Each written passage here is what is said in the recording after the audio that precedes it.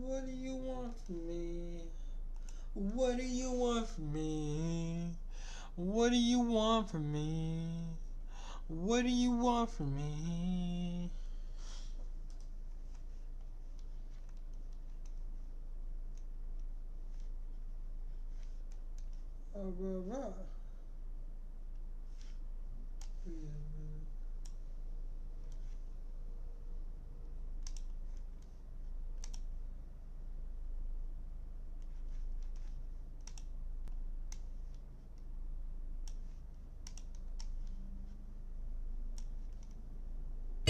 No one could ever take this woman's place.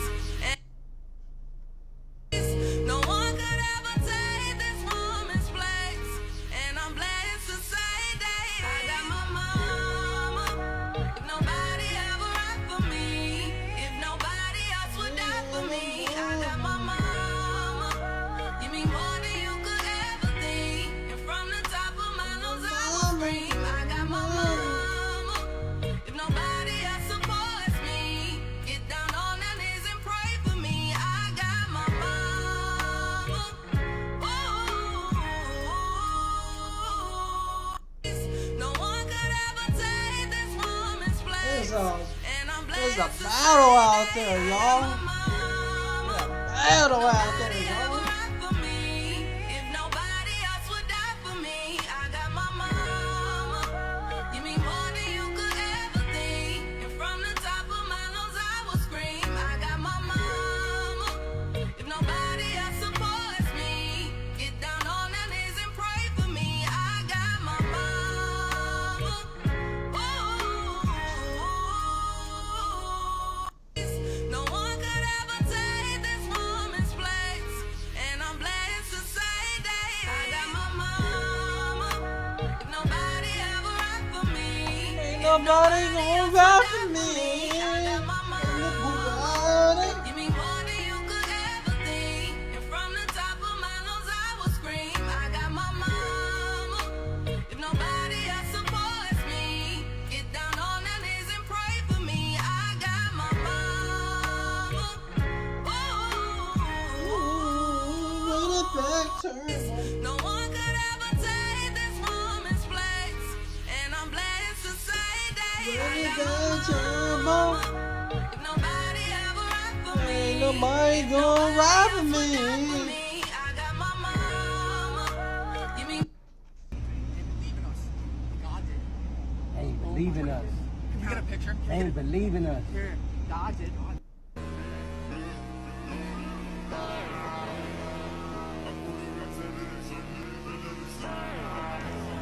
What race would you not date? White. Why? Can I be real? Huh? Can I be real? Yeah, be real. I hate white people, dog. I hate white bitch. I hate white girls from America. The only type of white girls I fuck with is European. That's it. That's it. Cause white Americans, I even know if I too hard. A man was caught sneaking into the woman's bathhouse in China. He disguised himself as a woman in a pink dress with a wig on, but the female staff and student at Sangzhou University caught him in a lobby. He walked in and caught his sister stabbing their parents to death.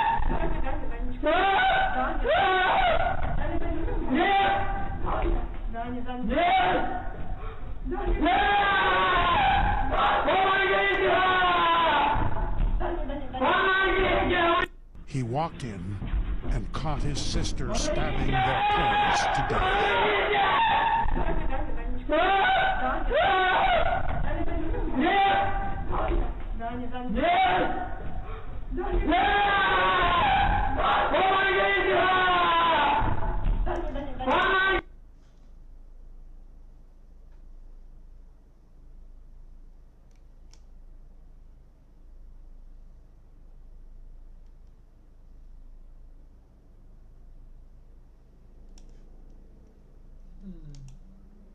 Sit.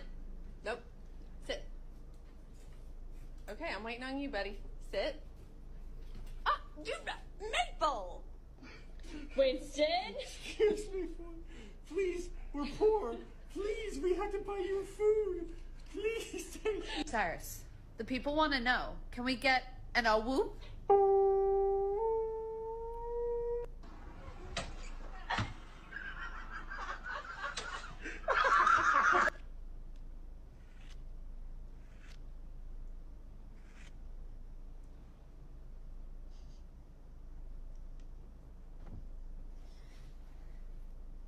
Say hello. Can you whisper?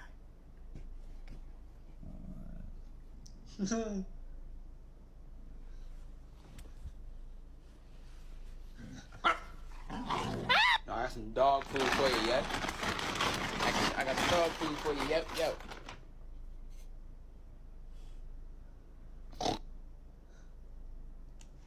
It's funny.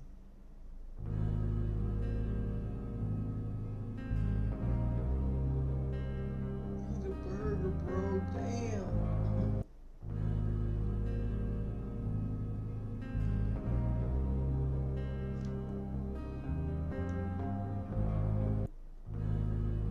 $4.10. $4.10. You said. $4.10. $4.10. Bro, Imani Bates? Ain't no way, bro. Ain't no way this guy is. Bro, that's crazy.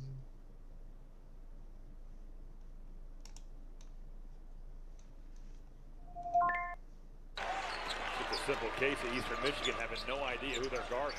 Amani Bates for three. Welcome back. It can still turn out in a very good way, even though the struggles have been there. Amani Bates, a guy that he's been through a lot in terms of being a superstar in a social media age. And how about that shot over the top? We've got a good one here tonight at Little Caesars Arena in Detroit. Lovejoy on the run. No, but look at the follow. Amani Bates. Amani Bates now 14 points. I will say about Amani Bates is he's taking shots from within the offense. This is a heat check right here. He's putting on a show.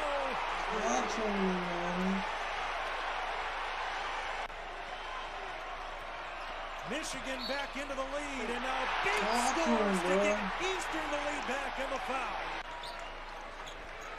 That's how this game is going to end. Yeah. What a bizarre ending. Bates for three. Yes, with 9.3. Not so fast.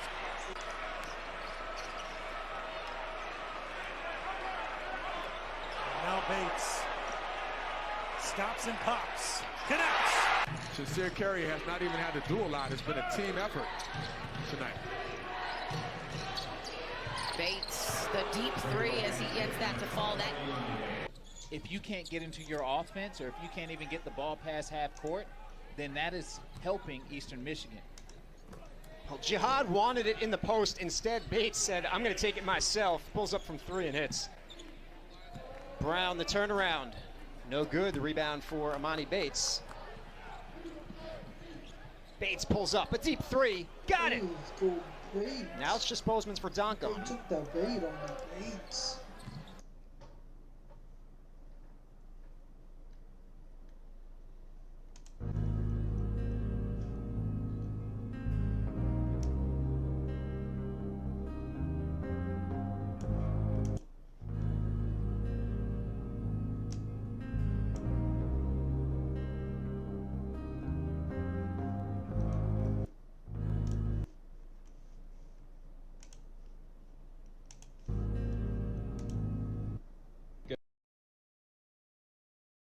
It's a katana. Nah, no one can really fuck with you no more. Okay.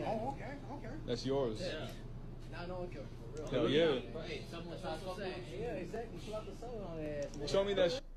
So am I the only person who remembers that time a little kid went missing and his dad did what any grieving father would do and started publicly pleading for the safe return of his son? The kid was missing for 11 days. Once all the leads were exhausted, the FBI came in and they rechecked all the previous evidence, including the house after neighbors reported potential abuse by the parents. And while this was happening, the father was literally live on Nancy Grace talking about how much he missed his son and how he doesn't know what happened to him and how he wished he could come home. That's when the FBI found a dresser in the basement, moved the dresser, found a room padlocked closed from the outside. They opened up the padlock and they found the kid inside of the hidden room in the basement. While the dad was...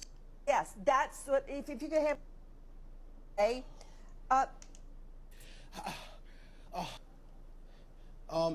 My cell phone is dead. I actually getting down here. See what you can find out. Charlie Langton, WWJ News. Baby, it is so ready to eat. We're gonna go ahead and slide it over here. And slice of this brisket. And we're gonna go ahead and place it inside our garlic bread. We're gonna build this brisket lasagna. It is covered.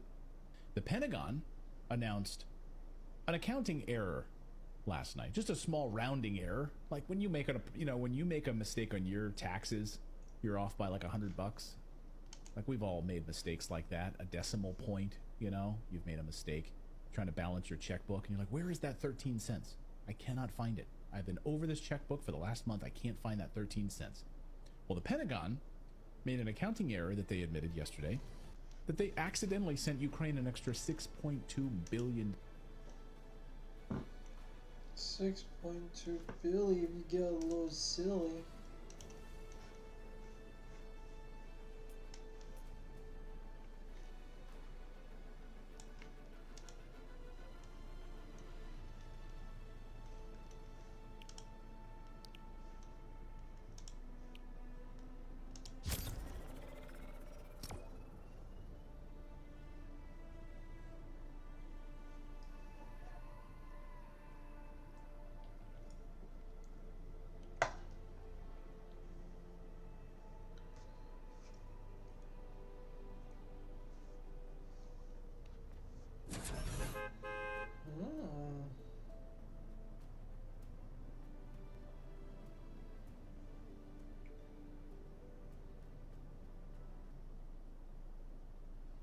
Oh my.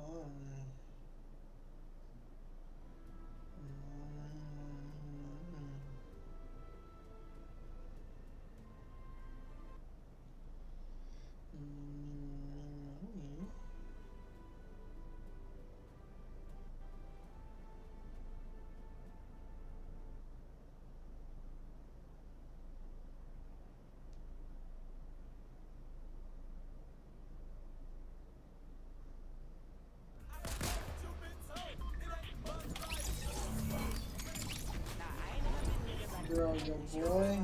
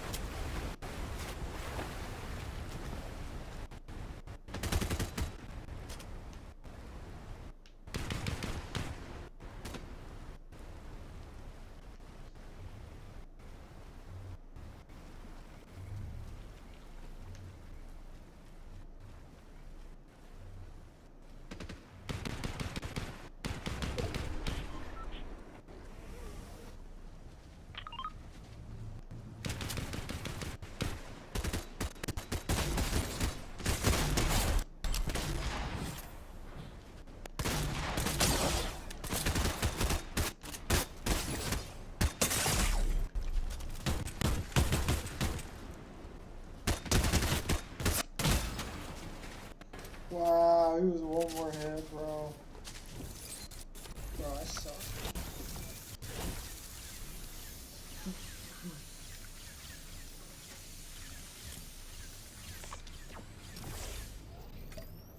I still got that cushion.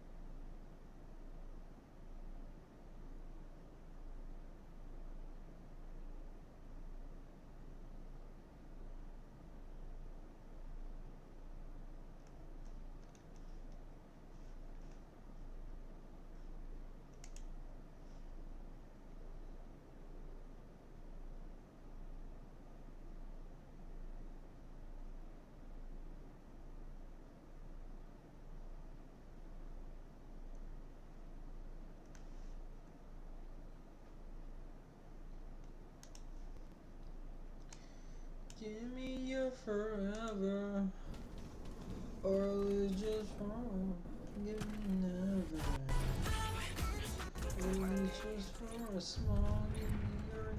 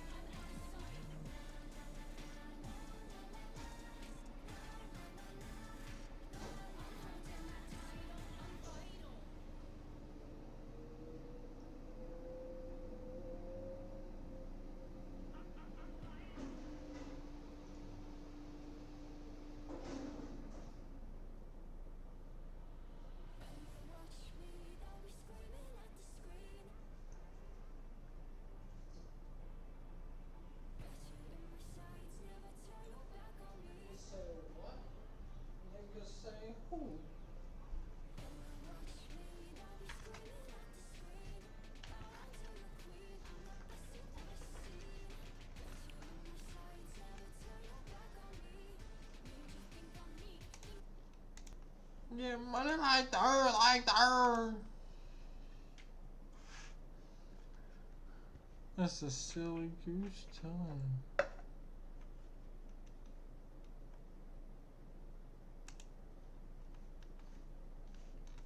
Most people.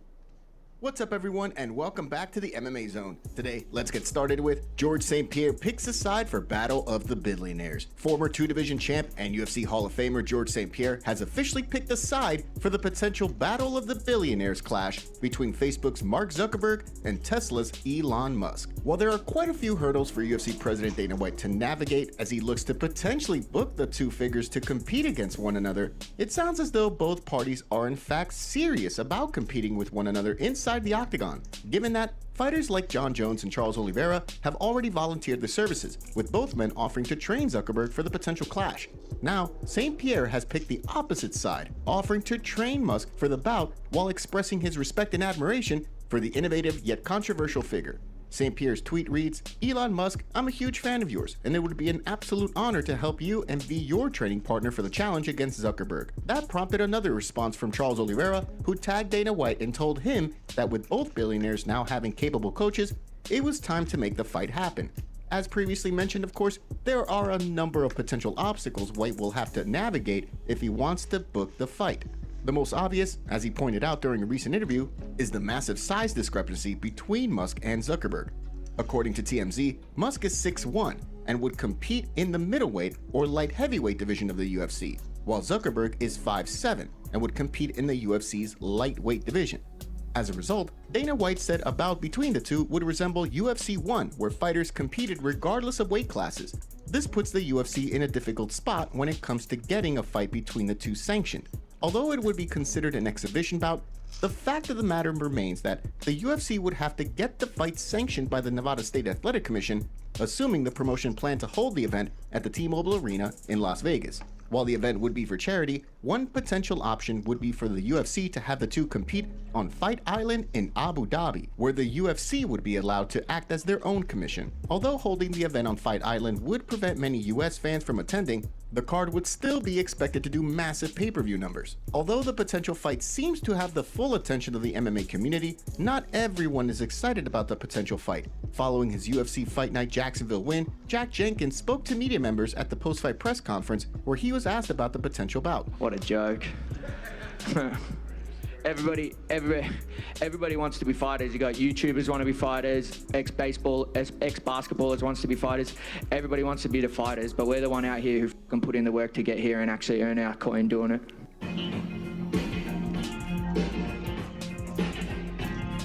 Do you think we'll see the fight actually take place? Drop your thoughts in the comment section below.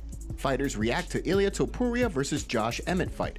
In the main event of UFC Fight Night Jacksonville, undefeated contender Ilia Topuria put on an absolute masterclass against former interim challenger Josh Emmett. Topuria, who essentially dominated the fight from bell to bell, earned an ultra-rare 50-42 scorecard from Judge Christopher Lee, which included the seldom-seen 10-7 round in the fourth. The bout saw Topuria successfully cement himself as one of the best fighters in the division, while also putting his name in the mix for a shot at the title. The MMA community quickly took to Twitter to react to the bout, with a mixture of appreciation for Topuria and respect for Emmett, given the fact that he continued to fight despite being clearly outmatched. Both bantamweight champion Aljamain Sterling and former lightweight champion Charles Oliveira were two of the fighters to weigh in, with both men praising the main event scrap. Bantamweight Cody Stamann, who is fresh off a decision loss to Douglas Silva de Andrade last month, reacted to the fight, calling Topuria a problem while labeling Emmett as an absolute dog. Chris Curtis sounded off on the fight as well, giving Topuria praise for his defensive abilities, which allowed him to avoid massive overhands from Emmett throughout the fight. As many were quick to point out, streaking Scouser Paddy Pimblett, who was involved in an infamous scuffle with Topuria last year, likely dodged a bullet by not competing against Topuria. Although the Georgian fighter has since moved back down in weight, his dominance has continued, earning him recognition as a potential two-division contender. With this win, some believe that Topuria should be next in line for a featherweight title shot against the winner of next month's Alexander Volkanovski versus Yair Rodriguez title unification fight. At the same time, others want to see Topuria fight the winner of the upcoming Max Holloway versus Korean Zombie fight, which will take place at UFC Fight Night Singapore. Who do you want to see Topuria fight next? Drop your thoughts in the comment section below. Joe Rogan sounds off on potential McGregor versus Perry BKFC fight. Since Conor McGregor entered the BKFC ring for a stare down with Mike Perry following the former UFC fighter's win over Luke Rockhold, he has maintained that he would be willing to try his hand in bare knuckle boxing in the future. Despite no updates regarding when he'll step back into the octagon, McGregor remains arguably the biggest star in all of combat sports. Given that, longtime commentator Joe Rogan believes that a bout between McGregor and Perry in the BKFC ring would do over 1 million pay-per-view buys. During a recent episode of his Joe Rogan Experience podcast, where Mike Perry was a guest, Rogan weighed in on a potential bout between the two, stating, "But, I mean, if somehow or another he agreed to fight bare knuckle, I mean, Jesus Christ, you know how big that would be? Whew. My Lord, Mike. If they did that in bare knuckle, it would get 1 million pay-per-view buys, at least." With Conor, probably. Of course, with McGregor still under contract with the UFC, the promotion would have to grant him permission to compete in bare knuckle boxing, which is highly unlikely to happen. Currently, the hope among fans is that McGregor winds up returning to the octagon to compete against Michael Chandler. However, so far, there's been little progress in regards to the fight. Before we continue, make sure you give that like button some love and be sure to subscribe to the MMA Zone for all of the latest news. Fighters react to gruesome eye poke at UFC Jacksonville. On the main card of UFC Fight Night Jacksonville, heavyweights Justin Tafa and Austin Lane clashed in what many expected to be a thrilling heavyweight affair. Unfortunately for fans, those involved, and of course Justin Tafa, the fight was stopped just 29 seconds into the bout when an eye poke rendered him unable to continue. The gruesome eye poke saw Lane drive his finger into Tafa's right eye, opening up wounds that left many members of the MMA community horrified. Coach Eric Nixick, bantamweight contender Brian Kelleher, and welterweight contender Bilal Muhammad all tweeted that Tafa needed to be taken to the hospital. Muhammad, of course, is no stranger to eye pokes and was on the wrong end of one of the worst eye pokes in UFC history when he faced Leon Edwards just a few years back. In addition, the action man Chris Curtis questioned how Lane's eye poke on Tafa could be considered accidental, reposting footage of the exchange in slow motion.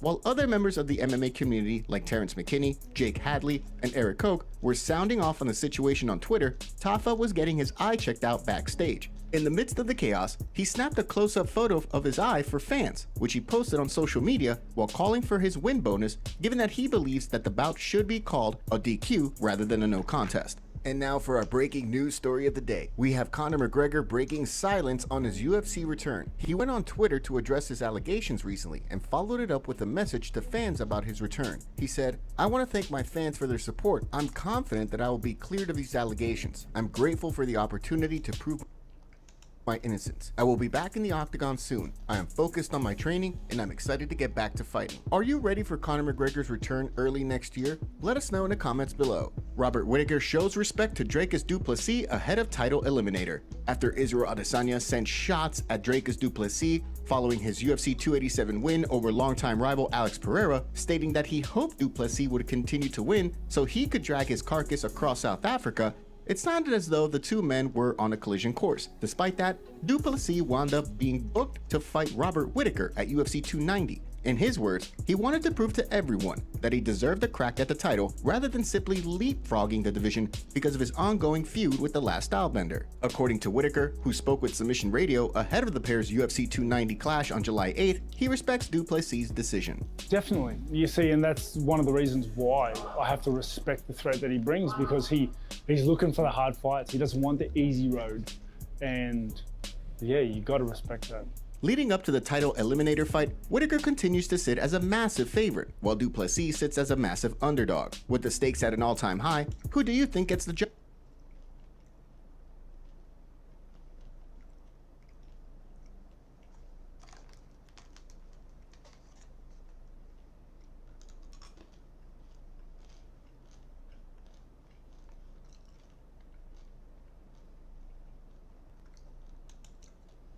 This actually happened. I was at a check cashing place. You don't go to a bank? I have a bank too. Why do you go to a check cashing place? Shadow money.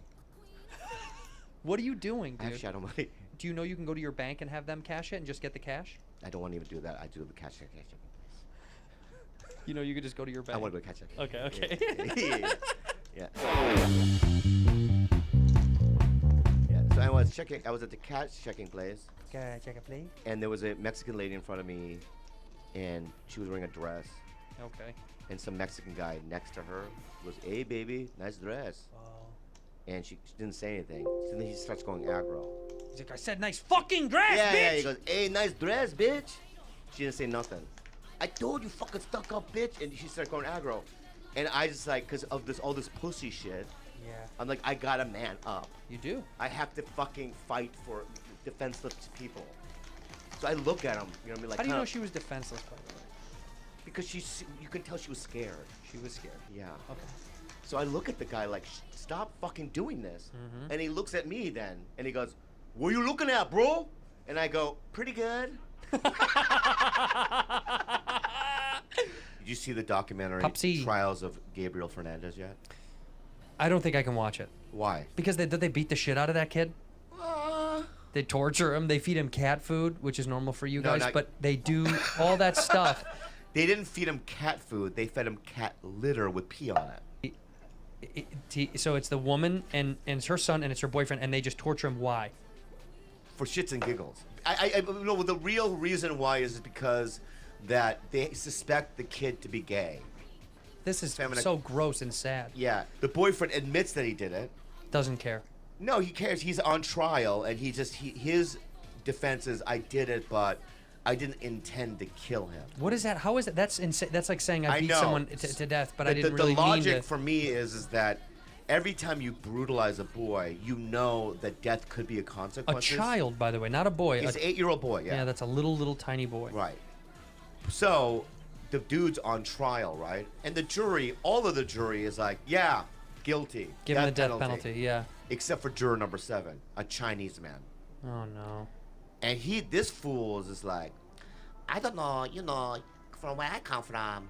I swear to God, I don't know if it was like intent to kill, because the thing is, I don't know his heart. No Yeah, way. his heart could be, dark and evil. And I'm literally going, "You ching chong!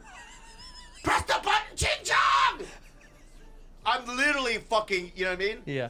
Oh my God. But they finally flipped them. They both got the death penalty, right? Well, yeah, I'm pretty sure one of the jurors goes, "Hey, ching chong, look at me." Right?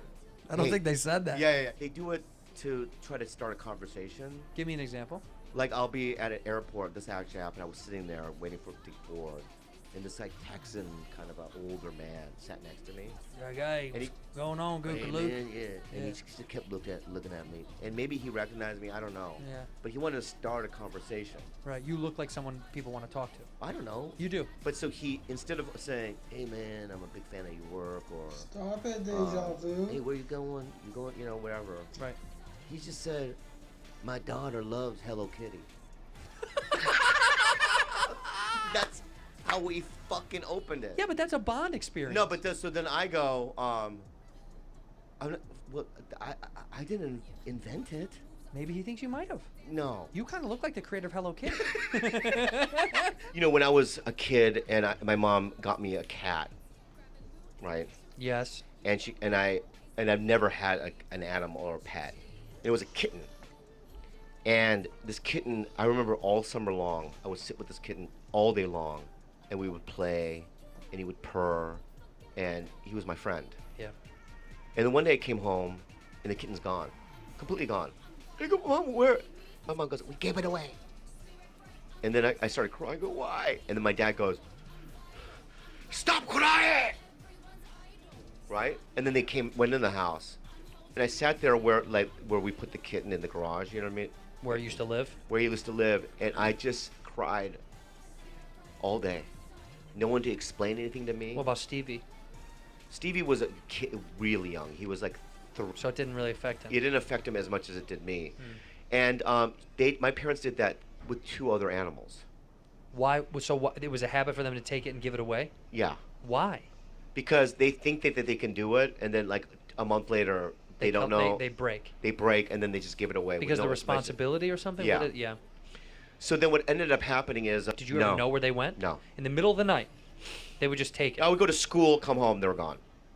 Do you think? Did you think maybe you guys ever ate them? Do you think you ever ate them? Do you think maybe if your mother, maybe she cooked them? Bro. Bro? even if that did happen, maybe I don't want to know. I think you did. Because that would fuck me up. That would fuck you up more. Yeah, so Okay, don't. forget I Why said did you that. even throw that out? Forget I said it. You didn't eat We it. did not eat them.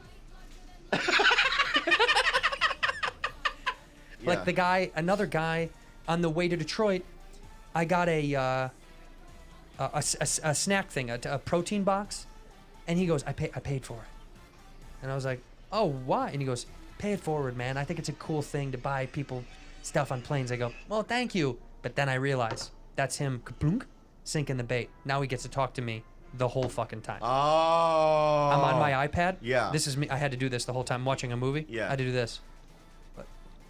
What's up? All the time. Yeah. I had to take off my fucking headphones, go, what's up? And then he would ask some question about what I'm watching, and then I go, oh, it's Love is Blind. It's Love is Blind on Netflix. And then he's like, oh, okay. And I'm like, okay, all right. Yeah. And then I would watch it again, and no shit again. What's up? Yeah. No, I don't want to. I don't want to drink. Did you look at your dad after he was dead? I was in the room when he finally left. When he left, and did your mom cry? Oh my God. Yeah, she was. So look at this. But your brother spent a good chunk of time taking photos of your father as he passed away. Oh my God, is this hard to look at? And your brother's crying and your mom is crying. Yeah. Jesus, Bob. This is sad.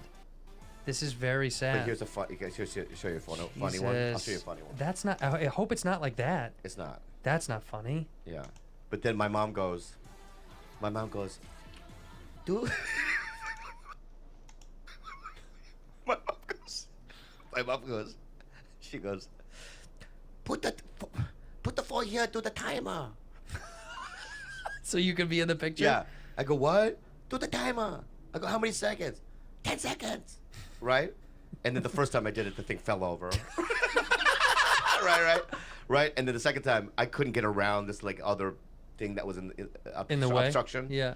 So then we did it like 10 times, but then we finally got it. Oh, Bob. Yeah. This is such a sad photo. Yeah. Oh, your poor mother. Yeah, so then... Did your dad know that you guys were taking pictures? Was he conscious enough? He's dead here.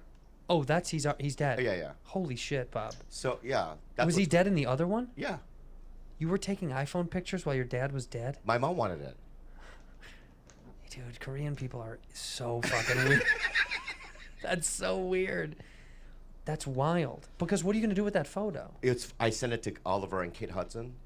Why would you send that to Oliver and Kate Hudson? And they were like, don't ever send that again. No shit. But I didn't know. I'm Korean. I know, you guys do that. Yeah, we do it to different things. You know what I mean? Death is a different thing. But anyway, 2 days before that, yeah, my brother was like, I'm just going to stay here. Like sleep in the room with him? Yeah. And I'm like... As he was dying? Yeah, and like, all right. Yeah. But all night long, he just took photos of him, like stages. Ugh. And I texted him back, I go... Why is he doing that? And then one of them was this, though. Huh. My dad doing this. Stop. He did that. There was a white girl named Jennifer Field. Jennifer Field. Walks up to me, she goes, hey, you want to eat my pussy in my mom's house in Oceanside? I go, what? For free? Yeah, I want you to do Jennifer it. Field. Where do you think she is now, by the way? I please don't Google her because she's probably... Whoa. Yeah. That's her. No, she was white. This girl is white. That's Jennifer Field. She was an actress. That's Asian. Was she an actress? No. You're never going to find the Jennifer This is Field. the girl that said that to Bob. No, that's not the girl. This is the girl that said that to Bob. Okay. But my point is that she lived in Oceanside, and I remember going into her mom's closet.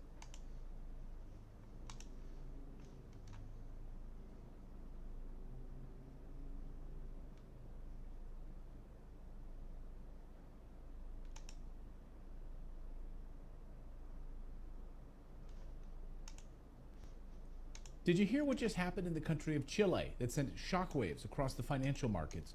No, probably not. The Western media, of course, hiding that from you. We'll get to that in a minute. Did you hear what Africa just did to the United States dollar? No, probably not. The Western media is also hiding that from you.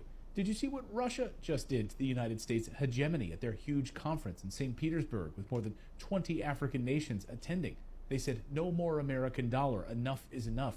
No, you didn't see that on CNN because the entire American media infrastructure is corrupt and only concerned with one story, the indictment of Donald Trump. Today, an indictment was unsealed, charging Donald J. Trump with felony violations of our national security laws, as well as participating in a conspiracy to obstruct justice. We are witnessing the greatest financial upheaval in almost 100 years, and they care more about Trump having a box of documents in his house. What about the classified documents in Biden's garage next to his Corvette? And by the way, my Corvette's in a locked garage, okay? So it's not like you're sitting out in the street. Shut up, don't ask any questions. You're not allowed to ask any questions. Because it's all a distraction from what's really happening. The Western media is pretending that everything is fine, but it's not. Almost zero coverage of what I'm about to show you. The unipolar order, dominated for decades by the United States, is crumbling right before our very eyes. And let me tell you, it's not just some abstract concept, something that's being written on white papers.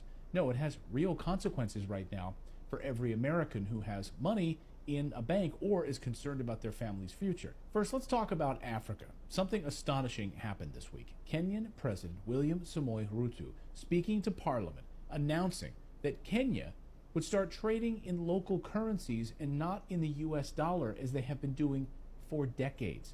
Holy smokes, the cracks are forming. Watch the standing ovation that he received from this speech. From Djibouti, selling to Kenya, or traders from Kenya selling to Djibouti, have to look for US dollars.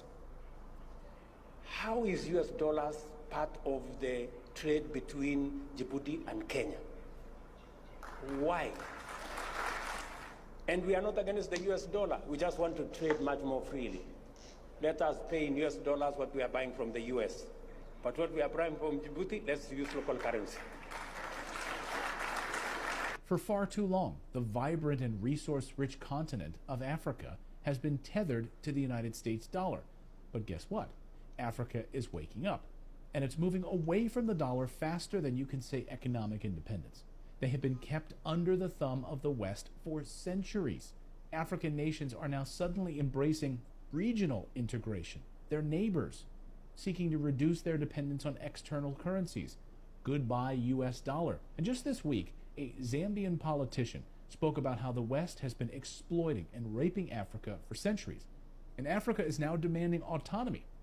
They feel that Russia and China are trusted partners in that endeavor. Just a few months ago, we had a democracy summit in Zambia where it was basically a Western and a US-led conference to draw back cooperation with both China and Russia for the African continent. They want to always dictate to us who our friends should be, who Africa should cooperate with. And they're willing to topple governments, to assassinate our leaders for this. Wait a second. Is that fake news, what she just said? The United States has been toppling governments in Africa in order to exploit them? Really? That sounds fake. I didn't hear about that on Anderson Cooper's show on CNN. Oh wait, yes, it's 100% true. In fact, the list is even too long to count. But here's just one example. This is Patrice Lumumba. He was the first prime minister of the Democratic Republic of Congo, and he was that leader for about 4 months, from June until September 1960, before he was killed by the West. Yes, the West assassinated him. Do you know what nefarious things he did to deserve to be killed by the West? Well, he was elected on a platform of keeping Congo's minerals and commodities for itself, instead of having them raped by the West. He even told the Western governments, he said, quote, "We are no longer your monkeys." Yes, he said that. Some of you guys need to really see a counselor with your anger, because it's like I saw this video, I was kind of confused. You know when they be like, check the videos in the comments, took like 3 days to get to that damn video. But it's like he was arguing with this woman saying like, oh, if you say something again, I'm a... Hey bro, where you want me to put the washer and dryer? Oh man, you can just put it in the basement. Yo, you carrying the washer and dryer? With one hand each?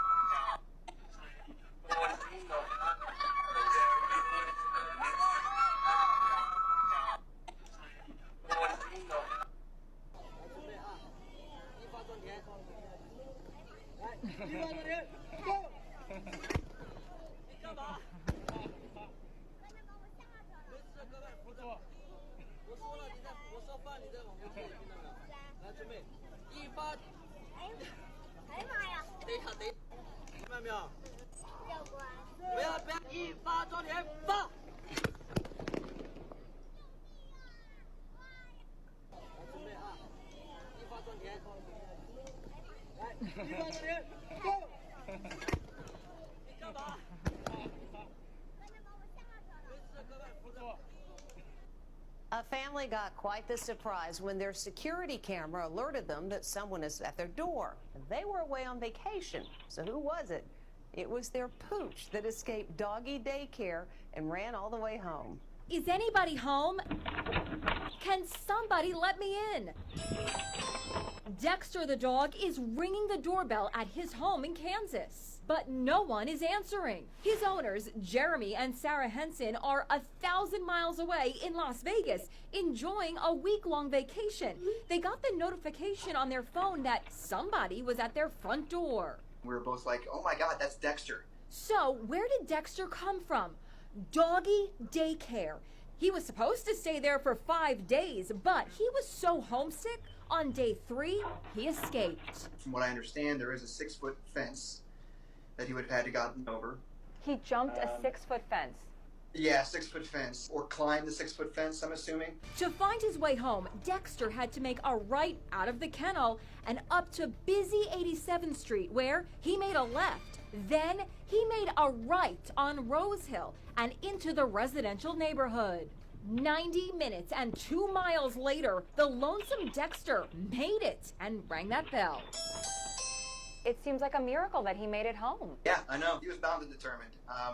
Obviously, he didn't understand the fact that we were gone. He just thought that we were home, and he takes his job of protecting us very seriously. Henson and his wife did what they could to calm Dexter down.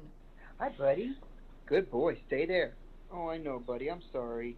Then Henson called the doggy daycare center folks, and they came over and brought Dexter back. Are you just astonished that he did this? Honestly, no.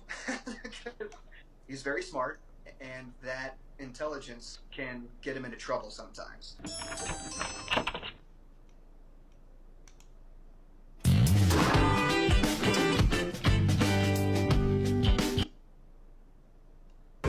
Get your food!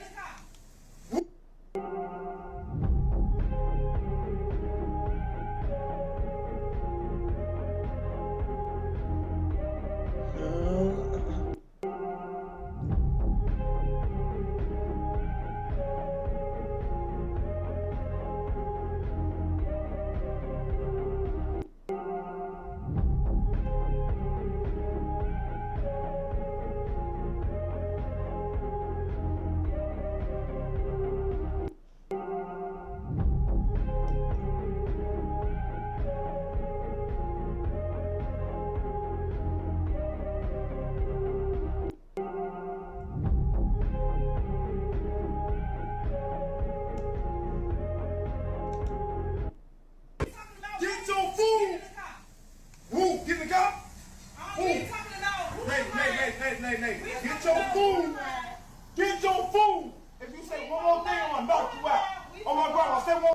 The witnesses identified this developed Pullman son to commit murder, both of them. Mom, who's accused, which by physical between Hood and co-defendant. She began pointing at witness 1 and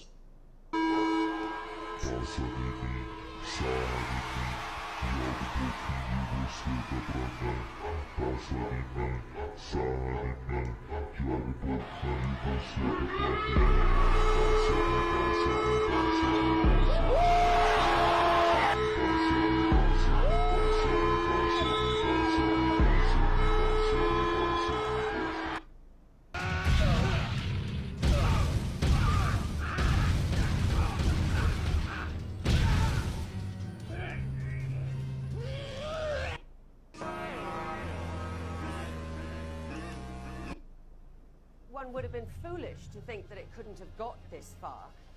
But I think the fact that there are so many question marks over how quickly it's resolved does beg a lot of questions. you know, now, if Prigozhin is given power and authority to do what he wants in Belarus, that is actually going to be extremely uncomfortable for the West, for Ukraine, for the Belarusian people.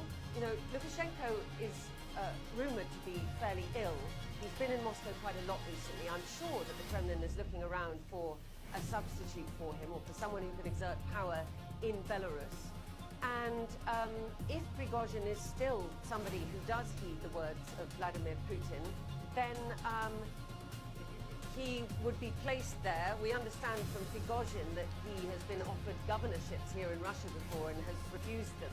This would be quite a good substitute. Now, if that was part of the plan, then why did Putin come out and make this speech and end up looking so bad yesterday? You know, I don't have the answers to this kind of thing. But the outcome, if Prigozhin ends up being a powerful man for Russia in Belarus, against Ukraine, against the West, well, that suits Putin's purposes.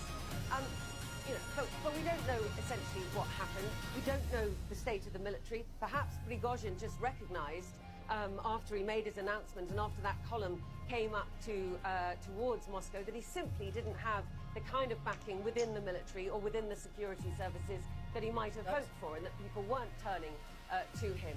So, I mean, it's really difficult to know. But I think, yeah.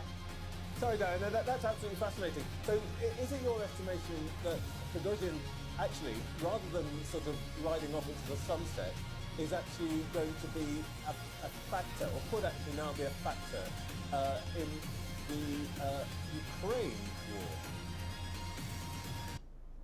So one of his people must been like a goddamn submarine. He just living like he tired of this shit. All my fucking people coming up listening, I'm top. So one of his people must been like a goddamn submarine. He just living like he tired of this shit. All my fucking people coming up listening, I'm top. So one of his people must been like a goddamn submarine. He just living like he tired of this shit. All my fucking people coming up listening, I'm top. So one of his people must been like a goddamn submarine. He just living like he tired.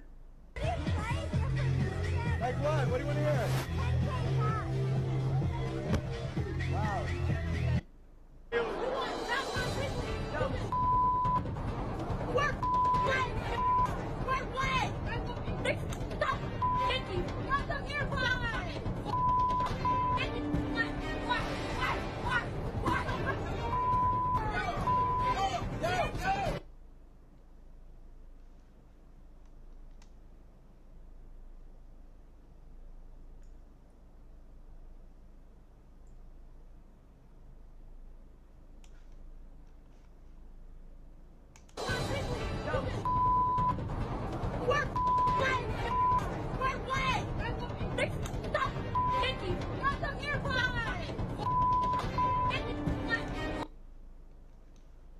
That's crazy.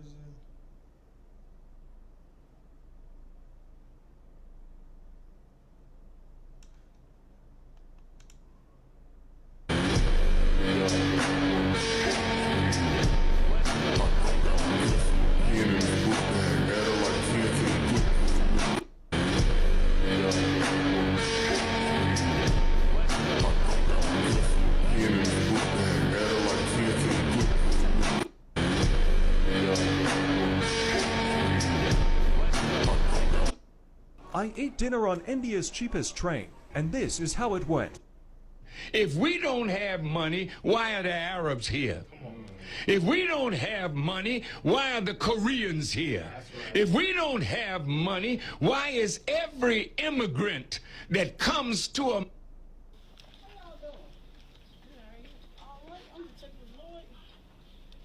Called in because we had an issue. Miss Vanessa? Oh, how you doing, sir? What?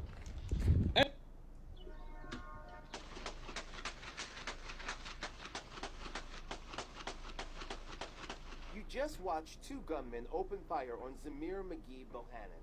The broken window is a reflection of his father's shattered heart after losing his 20-year-old son. I'm trying to hold up. It's rough. Javoris Bohannon tells me for reasons unknown, the men sat outside his son's grandparents' house in Calumet City and waited for Zamir to ring the doorbell. And some guys were sitting right across and got out and started shooting them up. The video shows Zamir running off the porch, taking cover. Yeah, he was shot in the yard.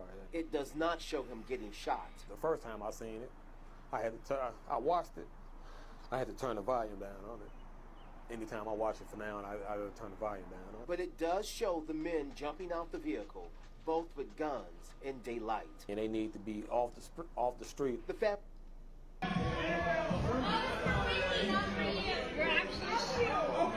You really think that that is going to impress me? It should. Money doesn't fucking impress me. Well, I'm sorry. It does not life. impress me. When you lost in life. $92,802.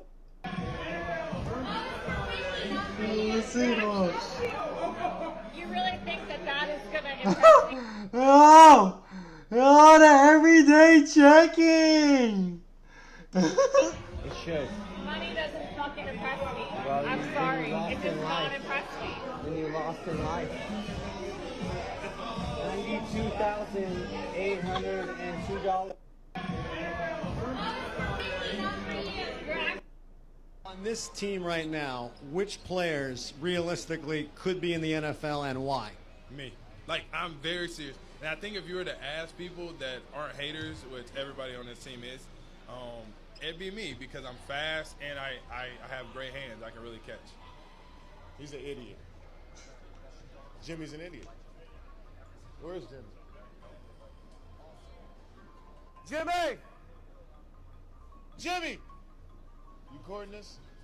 Keep this recording. Why is he an idiot? Because look at him. Look at him. He's so. You told him you would be a better receiver than Antonio Brown and Demaryius Thomas. You're an idiot. Wow. You're an idiot. You don't got faith in me? No faith in you. Zero. You can't even score on me, bro. On this team right now, which player? What's a game that's a red flag if your guy's upset? It's happening. Go. We got this. Go.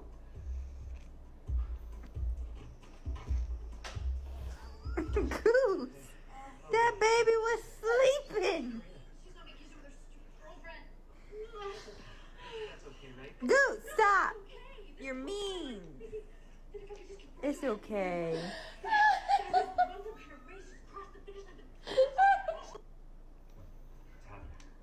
It's happening. Go. We got this. Go.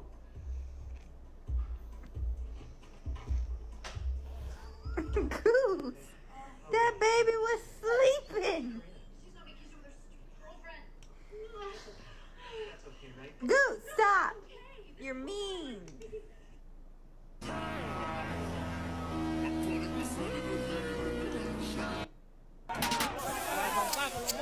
Let me pop it off, point me to the biggest love, baby girl, come top it off. She said she don't like me cause she love me, God, knock it off. That bitch made some pages just to sub me, but I block them all. All these hoes is mid, got her lurking on my page before she feed her kids. Shitting on these bitches, dunking on their heads. Let me pop it off, point me to... Get your food! Woo!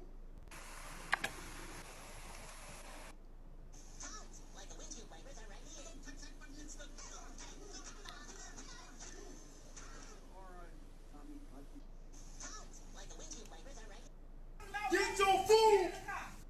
All of the marketing people at Sony are like, no, there's no market for that. No one wants to walk around outside in their own little world listening to music in headphones. This is Morita's folly. He single-handedly thought that, hey, we've got this cassette player. I think there's a market for people who want slimmer, sexier version of that, where we throw away the recording capabilities, stop taking up space with the speaker, and attach headphones. And you can currently have the engineers saying, but we need lots of power to produce all the sound. And you have Morita going, no, it's going to be low power because we're going to make these amazing low power headphones. We only need to produce a little bit of sound because it's going to be right next to people's ears. This was a consumer behavior that did not exist in the world, that Akio Morita just said, everybody trust me, let's invest in this, and completely changed human history forever and the way that humans walk around out in the world.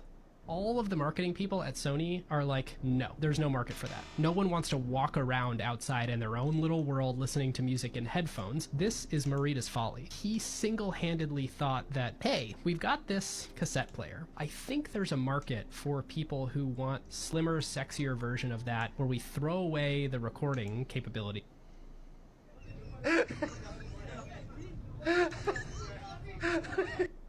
Powered automatic and weapon in Vietnam, and we murdered people. We did it every day. And your generation doesn't know that. You don't know that. So that's why this Vietnam veteran, combat medic, who took injured and dead soldiers off of helicopters, this is why I did this. Well.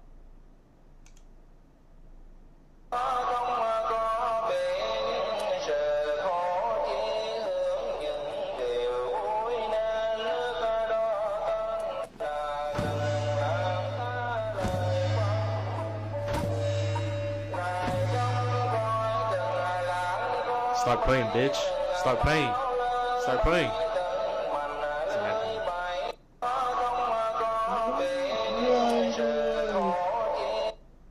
AFC does free refills on buckets of chicken. We didn't give a fuck about LeBron. We didn't fear LeBron, and we didn't think that he can beat all five of us.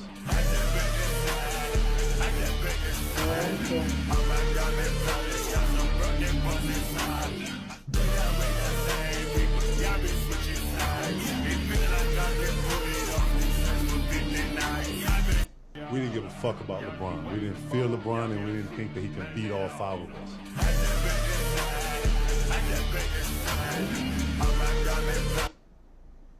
A boy gets caught stealing at 7-Eleven. Mom, turn around. Oh. Oh. Wait.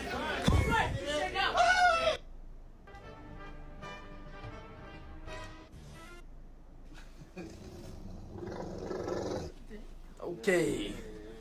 Alright, listen, there's a guy who's pissing right now in the bathroom and he's Mexican. This is how he's treating me.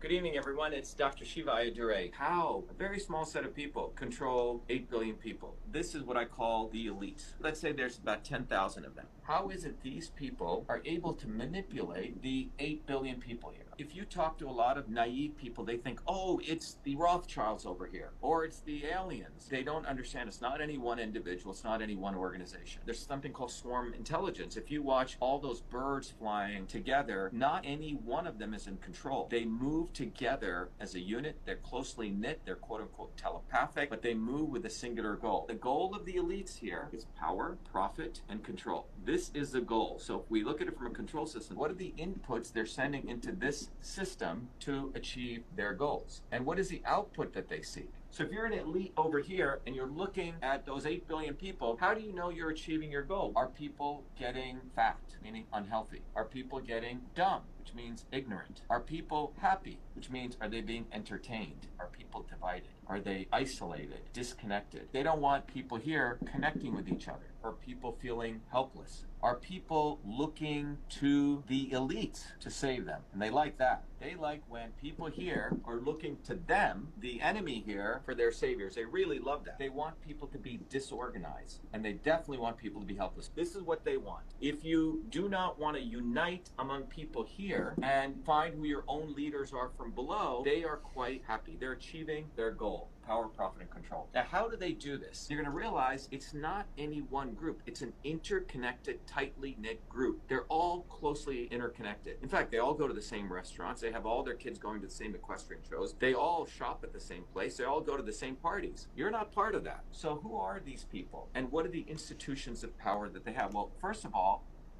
what happens to human bodies when a sub implodes? Your body is essentially meat with several sacs and hollows of air inside of it. And when you're cruising around on Earth's surface, you're used to about 1 atmosphere of pressure. Down here, where the Titan submersible got Thanos snapped, it's about 400 atmospheres. That's about 6,000 pounds of pressure per square inch. But how many square inches is a human being? The average adult male is about 5'9" and weighs approximately 200 pounds.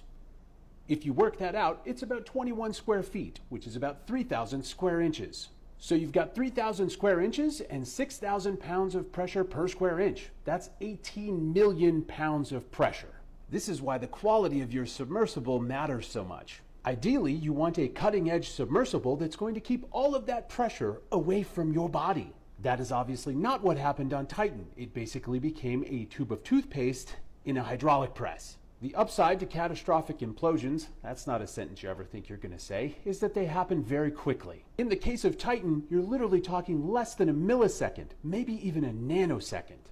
That's what you keep hearing people say. They never knew it happened, but there's actually cool anatomy behind this. It takes time for information like pain to be transmitted through your nerves to your brain and be processed. In the case of pain, it takes approximately 100 milliseconds. That's 99 milliseconds longer than it took for the implosion. What's really crazy is it takes 13 milliseconds for you to process visual imagery, so that means you're crushed before you even know that you saw it. Now we're going to talk about leftovers, and this might get a little dark. If you're not interested in that, you don't have to stay for it. There were 5 people on the Titan submersible. Let's assume they weigh 180 pounds each. That means there's 900 pounds of remains that have to go somewhere. So why won't you find anything? First off, we have to deal with the cooking. Yes, cooking. That submersible has a giant air bubble inside of it, and when it fails, the pressure is going to compress that air, and when that happens, it heats up to about the temperature of the sun, which is 10,000 degrees Fahrenheit. If there was anything left after the Ocean Instapot event, it would be immediately reduced to a gel. And that gel-like substance would be ejected out of all of the seams of that now crushed submersible at extremely high velocity. That press-formed and cooked meat product will now enter into the great circle of life where it will go on to become part of something else. Which I admit sounds dark, but that's where we all end up. Hi. Hi. How are you? You have questions? Yes. I had a lot of questions. I'm sure you had a lot of questions, but rest assured, we're going to answer them right now.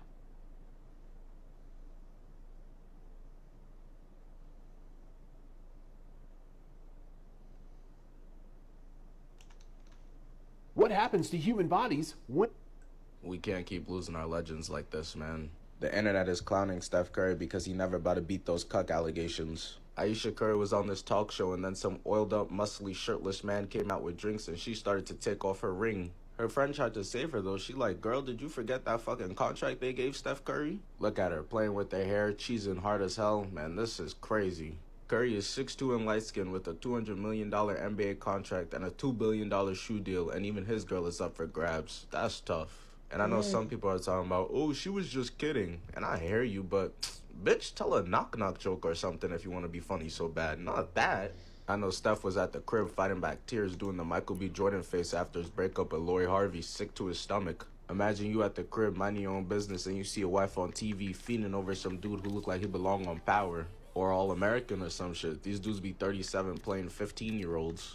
And of course, the thing that makes this worse and why he's never gonna beat these allegations is because this is not her first time. Remember that other clip when she was out here talking about how she wishes other men would give her more attention? And you know what's crazy, Aisha? I'll dead be one of those other men, I'm not gonna lie. Not gonna lie.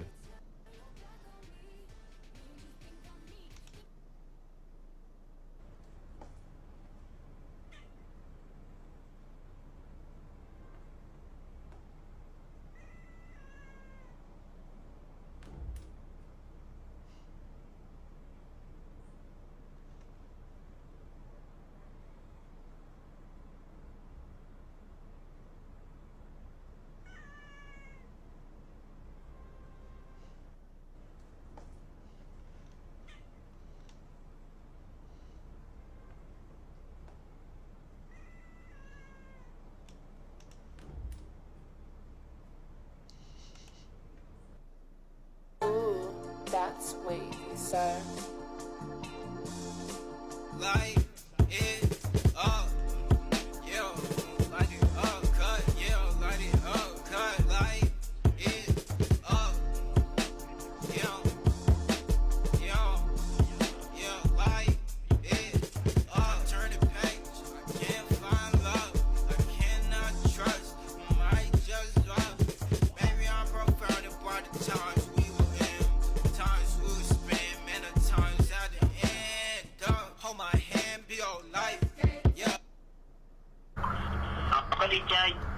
Yeah, maybe.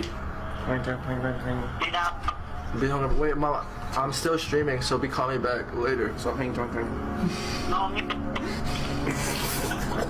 Bro, what the fuck are you doing, bro? Bro, it's not even funny, bro. I'm not even joking. It's not even funny, bro.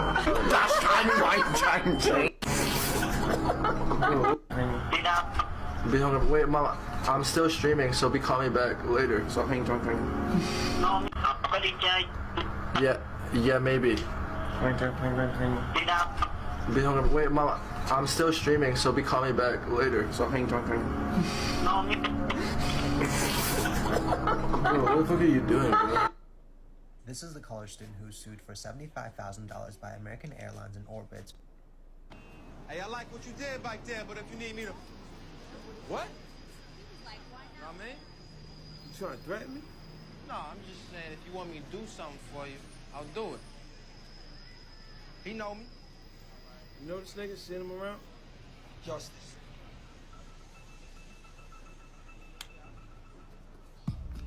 What's up, boy? Good to see you, Antoine. The last of my crew was a fat nigga named Carl, who was fast on his feet.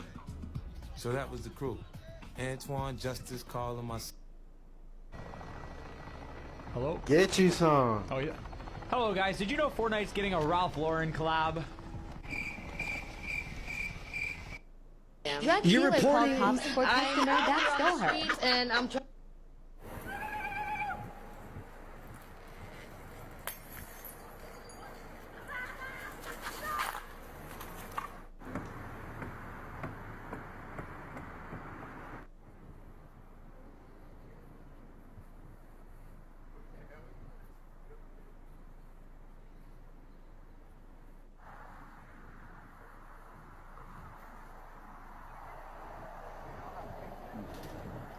Excuse me.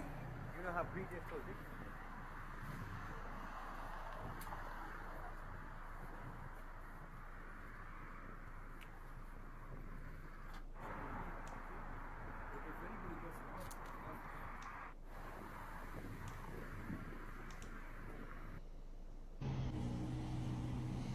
Excuse me? Can you take this video of me? Oh, sure.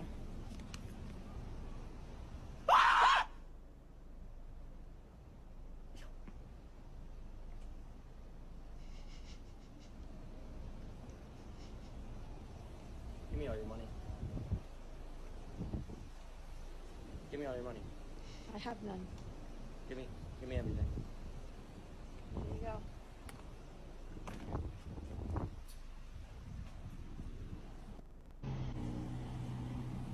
Excuse me? Can you take this video of me? Oh, sure. Darkness taking over all the souls of the terror on the basis of the best is twisted in the... You all think you'll make it out of this alive. Last group I slaughtered looked hopeful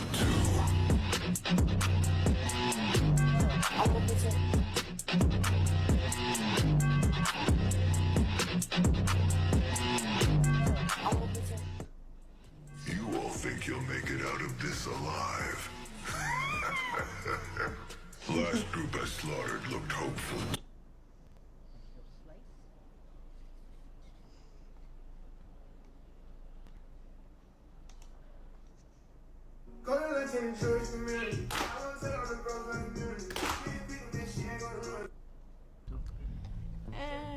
I mean, it depends on what they do.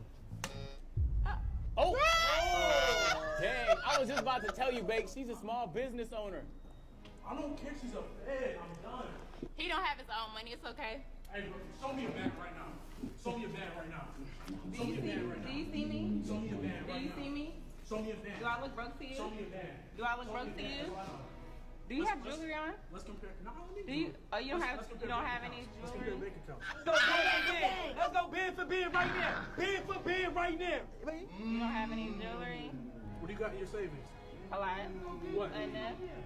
What you need? What you need? Enough. All right, bro. You're not trying to put my money. I mean, it depends on what they do. A lot. What? Enough. What you need? You don't have any jewelry? Let's go bid for bid right now. Bid for bid right now. You don't have any jewelry? What do you got in your savings? A lot. What? Enough. What you need? All right. I mean, it depends on what they do. Oh! Dang, I was just about to tell you, Bake, she's a small business owner. I don't care. She's a fed. I'm done. He don't have his own money. It's okay. Hey, bro, show me a bag right now. Show me a bag right now. Show me a bag right now. Do you see me? Show me a bag right now. Do you see me? Show me a bag. Do I look broke to you? Show me a bag. Do I look broke to you? Do you have jewelry on? Let's compare. No, Do you? Oh, you don't have any jewelry? Let's go bid for bid right now. Bid for bid right now. You don't have any jewelry? What do you got in your savings? A lot. What? Enough. What you need? All right. I mean, it depends on what they do. Oh! Dang, I was just about to tell you, Bake, she's a small business owner. I don't care. She's a fed. I'm done. He don't have his own money. It's okay. Hey, bro, show me a bag right now. Show me a bag right now. Show me a bag right now. Do you see me? Show me a bag Do right you now. see me? Show me a bag. Do I look broke to you? Show me a bag. Do I look broke to you? Do you have jewelry on? Let's compare. No, Do you? Oh, you don't have any Let's compare jewelry? bank accounts. Let's go bid for bid right now. Bid for bid right now. You don't have any jewelry? What do you got in your savings? A lot. What? Enough. What you need? All right. I mean, it depends on what they do. Oh! Dang, I was just about to tell you, Bake, she's a small business owner. I don't care. She's a fed. I'm done. He don't have his own money. It's okay. Hey, bro, show me a bag right now. Show me a bag right now. Show me a bag right now. Do you see me? Show me a bag Do right you now. see me? Show me a bag. Do I look broke to you? Show me a bag. Do I look broke to you? Do you have jewelry on? Let's compare. No, Do you? Oh, you don't have any Let's compare jewelry? bank accounts.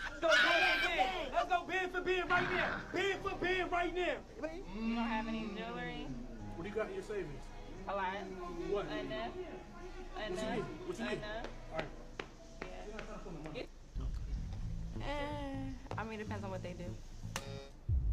Oh! Dang, I was just about to tell you, Bake, she's a small business owner. I don't care. She's a fed. I'm done. He don't have his own money. It's okay. Hey, bro, show me a bag right now. Show me a bag right now. Show me a bag right Do now. you see me? Show me a bag Do right you now. see me? Show me a bag. Do I look broke to you? Show me a bag. Do I look broke to you? Do you have jewelry on? Let's compare. No, Do you? Oh, you don't have any Let's compare jewelry? bank accounts. Let's go bid for bid right now. Bid for bid right now. You don't have any jewelry? What do you got in your savings? I got a third degree burn. Don't you feel stupid? Don't you feel stupid? Call you for what? You a bum ass nigga. You a bum ass nigga. You a bum ass nigga. I'm not even moving. You a brokey, nigga. You a brokey. Hello? No weapon. Goodbye. And you blow. Or you touch it. You touch it. You touch it. You touch it. You a bum ass nigga. You a bum ass nigga. You a bum. You a bum. You a bum. You a bum. You came out for no reason, stupid nigga. You came out for no reason. Ah, stupid! Stupid! Stupid! You stupid, cuz. Get the fuck out of here. You stupid nigga. I got a third degree burn. Don't you feel stupid? Don't you feel stupid?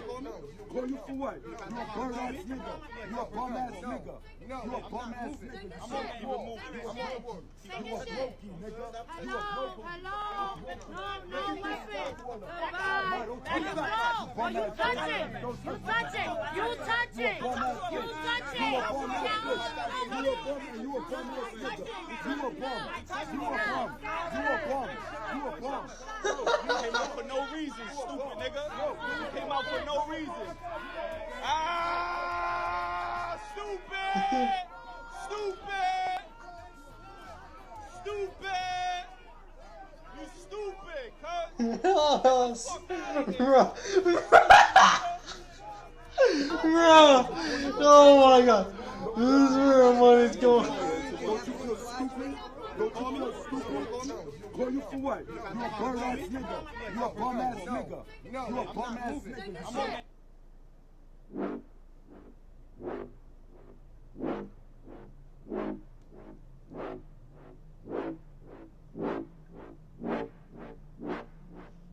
Damn, Chinese. Bolivia. Yo, where's Bolivia? Bolivia. Oh, that's in South America.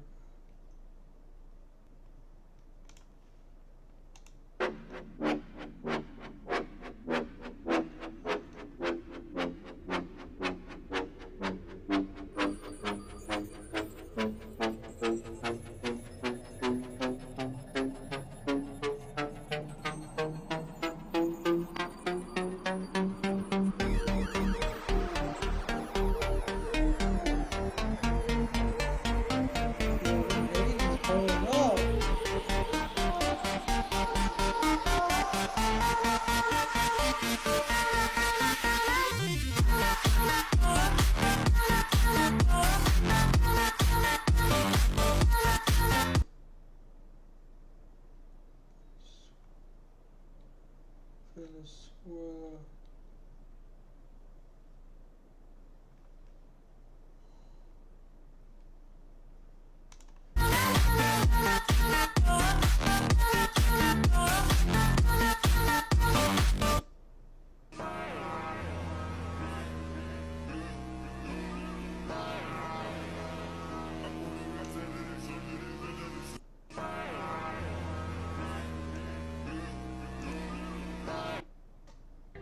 I don't think it is. What? This bullshit right here is the motherfucking Titan. It's a submarine to take tourists to see the Titanic. Аэродром, самолеты, которые уходят для боевой работы, уходят штатно, проблем никаких нету. Санитарные борта уходят, проблем нет. Все, что делается, это мы взяли под контроль, чтобы штурмовая авиация не наносила удары по нам, а наносила по украинцам. Can you like give me some space, brother? High five me, sis. I'm not. I know what that means. Man, it's guys. Moments later. Why you push it up? Your face was on camera earlier. Oh, shitty.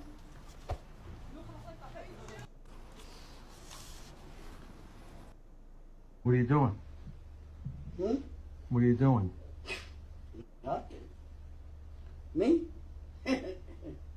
Just hanging around. What are you doing? Hmm? What are you doing? Nothing. Me? Just hanging around.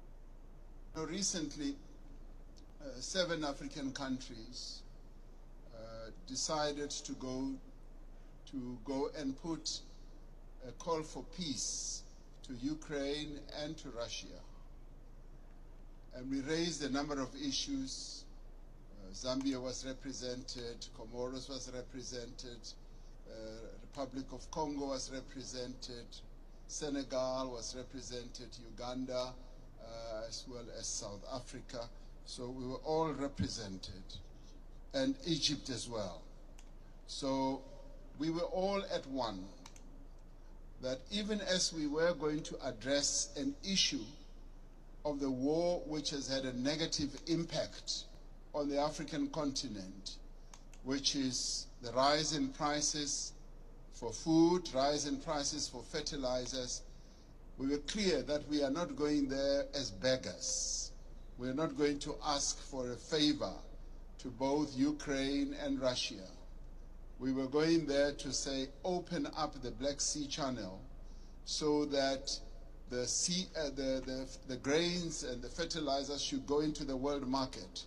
So we were not on a begging mission, even as we are in great need as a continent and all that. That should go to demonstrate that Africa should never be seen as a continent that needs generosity. We want to be treated as equals. Even in the multilateral institutions, we want to be treated as equals. And if our equity is at a low ebb, there must be ways in which that can be addressed. You guys did not bring your monitors, nor did you bring your peripherals to play. So unprepared. Everybody grab a mouse and keyboard. I have extras here. We're gonna have to order 450 hertz monitors on Instacart. Instacart? What are you saying? Why do we need 450 hertz? Because you're not gonna disrespect my hardware and use your measly 60 hertz monitor. These are all water-cooled 4090 Ti's with a custom operating Windows system and disabled NVIDIA drivers, so use it wisely. De o cruzime rară a avut loc într-un apartament din sectorul 6 al capitalei. O femeie... Ia！这都哪练自己下走，跑这儿来合适我来了？我们捡的。自己家我们想咋走咋走，咋就成你捡去了？我们都捡半个小时了，那孩子。他这就无理哈。Listen, I have to say that I'm disappointed. I'm disappointed at the person who posted this video with this caption. The caption is extremely inflammatory. It really is.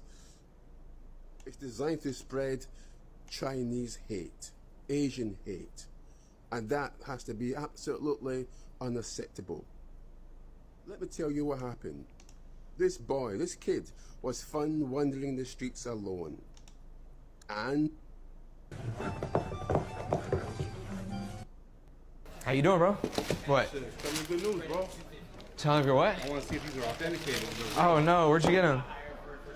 You see the bag right here? From Wasteland? Oh, it's a store down They the street. authenticated. They said that they're legit, and if they're not legit, that they can get my money back. Thank you, bro. Yeah, you're all good. Whenever you're ready, guys, no rush. Thank you.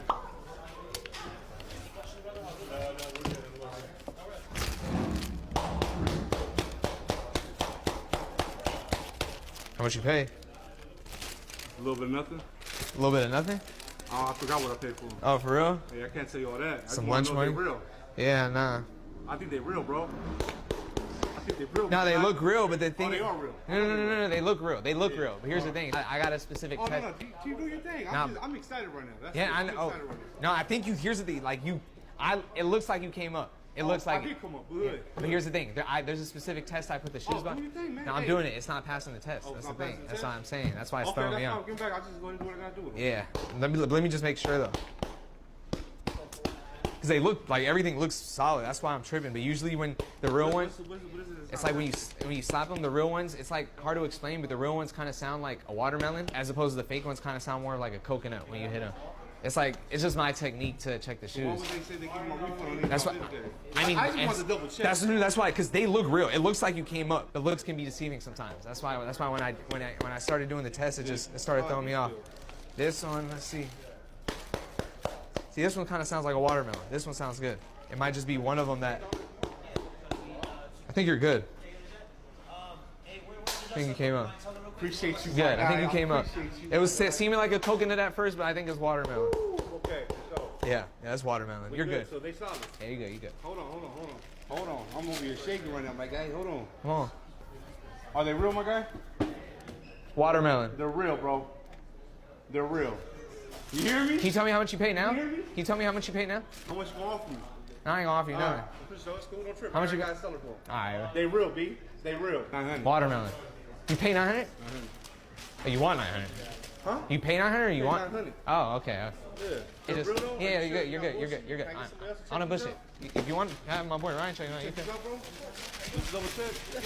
Oh, you guys are good. The muffle. They're solid. Huh? They're solid. It's the They're rare solid? pair too. Yeah, the F and F. But I'm saying. Oh my God, bro, you have no idea how excited I am right now. Bro, for sure, man. They real, B. Let me show them how they're real. So how they real? So the real ones sound like a watermelon, and the fake ones usually sound. Watch till the end. 100? Is that 100?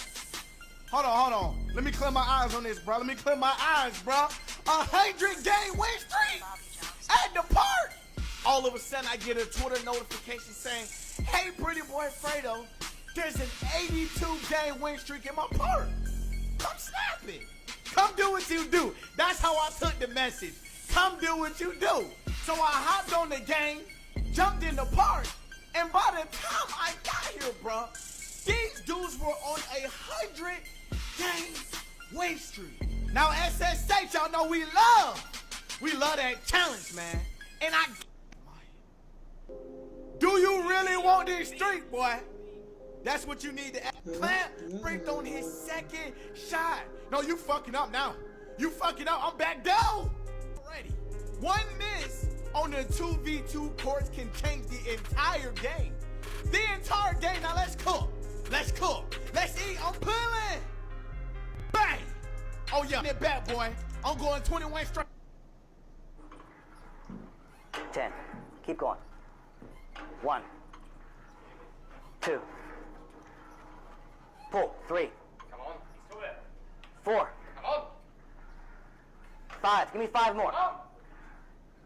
1. I'm gonna help you. Come here. Pull. 2. 3. Come on.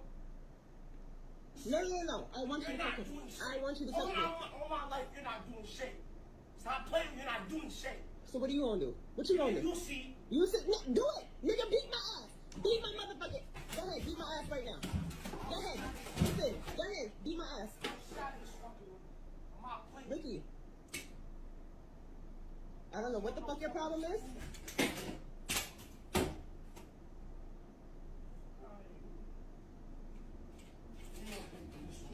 You wanna break it down? Go ahead, break the other one. You wanna do that? I don't know what the fuck your problem is. But go ahead, yeah. Yeah.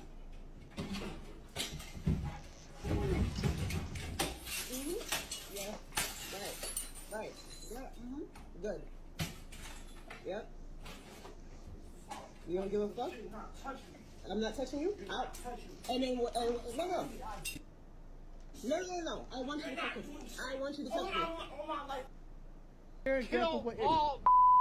Kill all. I begin to pass out. Then my head hit the wall. Boom. But I had a praying grandmother. I begin to pass out. Then my head hit the wall. Boom. But I had a praying grandmother. I begin to pass out. Then my head hit the wall. Boom.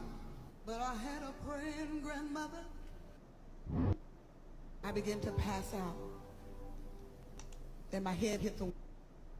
To be disgusted. The source of this meat, they need fast-growing cells, replicating cells, just like when you have a farm that makes fruit from a tree. You don't want to plant a new tree every week, you want a tree that gives you a lot of fruit. And this is what they're trying to do with meat. And so what do they find? Well, there's something called an immortalized cell, also known as a HeLa cell. HeLa after Henrietta Lacks, who sometime in the 1950s had cervical cancer, and they removed her cancer cells, put them in a petri dish to see how long would they continue replicating, and they're still replicating today. So if you've already started to read in between the lines, you may guess where I'm going with this, that they realized the best source for fast replicating cells to make lab-grown meat that you're going to eat are cancer and pre-cancer cells. That means taking cancerous and pre-cancerous cells, literally putting them as the base and having those replicate to continue as a fast as possible pace, produce the meat that you're going to eat. This machine is 3D printing steak. The goal is to create a piece of meat without killing a cow.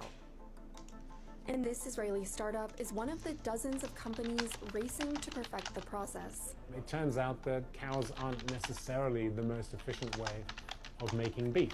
Still, for many scientists, the holy grail is to not just imitate meat, but actually make it. Back in 2013, professor and scientist Mark Post unveiled the first lab-grown burger at a live tasting in London. This one patty cost over $325,000 to make. It's close to meat. It's not that juicy, but the consistency is perfect. I think that was kind of one of those like pivotal moments where you're like, oh, this could be a thing. But it wasn't until 2020 that funding for lab-grown food really started to pour in, with some startups drawing high-profile investments from the likes of Bill Gates and even traditional meat companies. It's like everyone wants to hop on that bandwagon. Here's how it works. Look at this perfectly marbled steak. The white stuff is fat, that gives it flavor. The pink stuff is muscle, that's for protein. Scientists had to figure out how to recreate both. First, they take stem cells from a cow and then grow them in a lab. That means that we're replacing the body of the animal with what's called a bioreactor. Getting the cells to grow under these conditions is no easy task. Usually cells are attached to something. They grow in a petri dish or flasks, and they want to attach to something. Here, the cells grow suspended in a liquid, where they divide roughly once a day. Then scientists move the mass of cells to the tissue engineering lab, where they make something called bioinks. Because this is the beginning of the bioprinting stage. The inks that we're using actually contain the cells that we've been growing in the labs previously. There's one for muscle and one for fat. They're fed through these nozzles, and technicians can customize how much of each goes into the steak. You can print any structure that you're able to design. So you upload a file to the printer and you can present a steak of pretty much any size and also any proportions. You can't put a patent on growing and on raising a cow. You can go buy cattle right now, right? You can go buy 8 cattle, get a huge, actually I think in Texas it's only 4, and get massive tax write-off for it first. But you can produce your own cattle, you can have it butchered, and you can eat it yourself, or you can sell it to other people. All you got to do is make sure, you have to put it through the right processing to make sure that it's not going to hurt anybody. But you can pretty much do that all you want. This right here, this fucking lab-grown meat, that is a patented process. And you can't do it unless you pay Bill Gates or whoever else owns this technology to use it third party. That's reason number 1. Yeah. Reason number 2 is what I talk about all the time, and that's the king's deer, right? It's like a feudalistic principle where the good meat belongs to the aristocracy and the king, right? The warden, the governor, whomever else, and you eat fucking bugs. That's what it is, right? I want the high quality protein. You get this lab grown shit that's going to give you fucking cancer. And by the way, you got to pay us just to make the shit.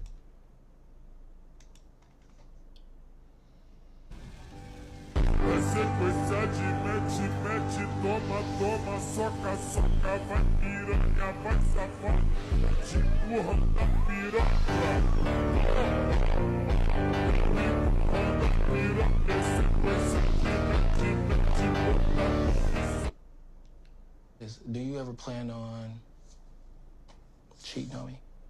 Absolutely not, no. Do you ever plan on divorce? Yo, who in the room? He in the room? I bet. What's up, y'all? I was in the action with y'all. What's up? Ah, my back. Yeah, turn your Yo, you fucked us up, bro. Yo, you fucked us up. I'm about to piss myself real quick. Yo, you fucked us up. Erkie's about to be on deck. We about to get paid, y'all. Yo, who in the room? He in the room?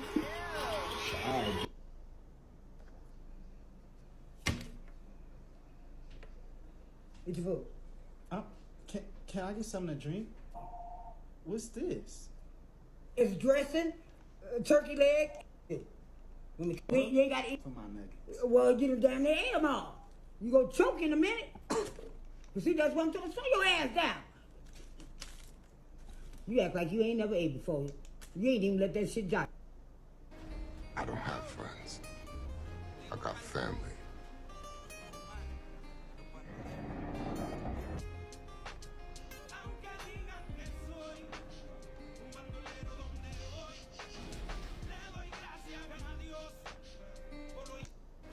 I don't have friends. I got family. The sun is deep. Another runs deep into the family.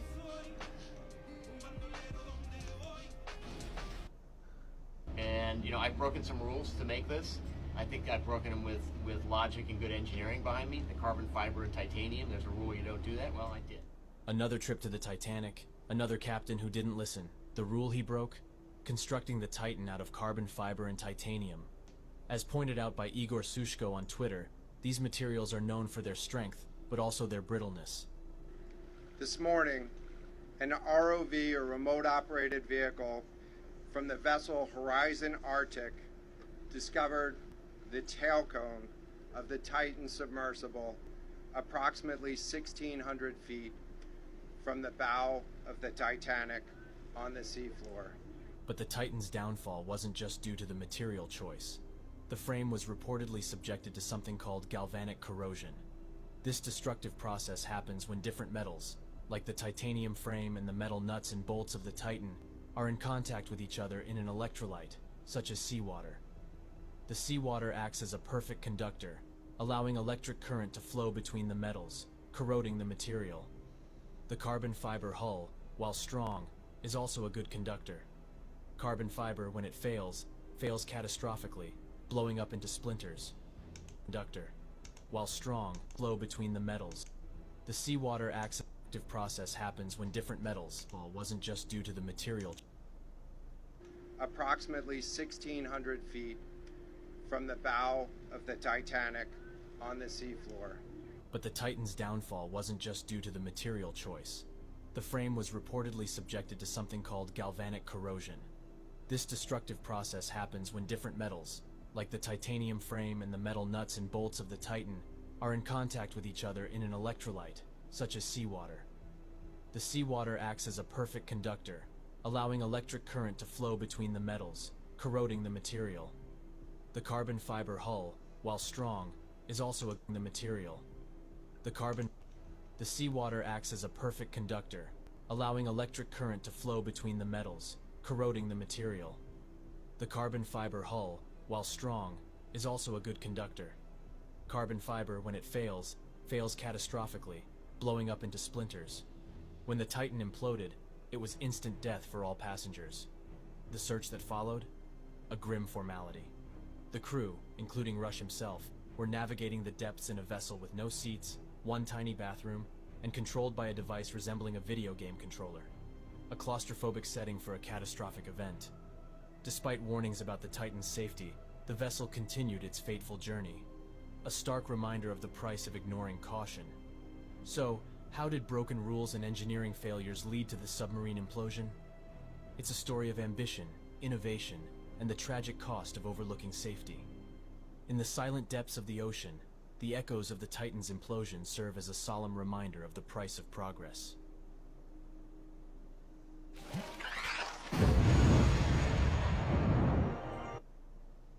They're telling us that 5 billionaires came up missing. Well, let's just connect some dots. One of these cats, let's talk about him. George Hamish Livingston Harding. This dude is a British businessman, pilot, explorer, adventurer, and space tourist. And here's where it gets interesting. In 2017, Harding worked with an Antarctic VIP tourism company, White Desert, to introduce the first regular business jet service to the Antarctic using a Gulfstream G550, landing on Wolf's Fang runway and ice runway. Harding also visited the South Pole several times, accompanying Buzz Aldrin. Harding also flew to space as part of a suborbital Blue Origin NS-21 mission. This fool even went to the King's School. You know, King Henry VIII, he actually established this in England way long time ago. This motherfucker is like a who's who of the conspiracy theorists motherfuckers and shit. Now, when you know all that, you know that he's a pilot and an explorer who went to the South Pole, had Antarctic motherfucking trips and tourist companies and shit. When you know all that, and you know he had this submarine and he's a billionaire and a fucking explorer, do you remember anything about underwater lakes? Anything? Well, I suggest you look into it, because my theory is this nigga and them other 4 billionaires went on a fucking exploratory mission to find some shit, maybe new lands or whatever the fuck, build their own goddamn society or whatever, and they went through one of them underwater lake portals or whatever, and well, that's my opinion. Back in 2012, Obama signed the Smith-Moon Act. This allowed the U.S. media to, well, push propaganda to the public.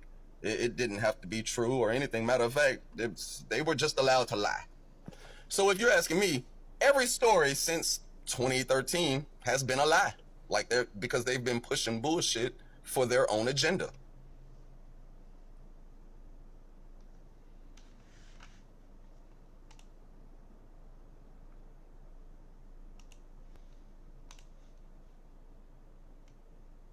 So, what's your name? Muhammad Ayubi. Here, take it. You know how everybody believes that BlackRock is the most corrupt company in the entire world? Well, what if I told you there are families with much darker secrets? Well, it's time I teach you about the Wallenberg family and how they shaped Sweden's economy, but more importantly, own companies like Ericsson, which controls all of the telecommunications across the globe. which you may have heard of. In 2009, a company called Ericsson came under U.S. pressure for selling telecom equipment to several oppressive governments, including Sudan, Syria, and Iran. Some of these regimes use those technologies to monitor and control their own people. During that time, Ericsson sponsored a speech by Bill Clinton, paying him $750,000, his highest paid speech. In April 2012, the Obama administration issued an executive order imposing sanctions on telecom sales to Iran and Syria, but those sanctions did not cover Ericsson's work in Iran. Yeah, like Trump or not, he spoke the truth about this shit, and everybody's been covering this up ever since. I mean, just let me know in the comments how many of you have even ever heard of Ericsson, let alone the Wallenberg family.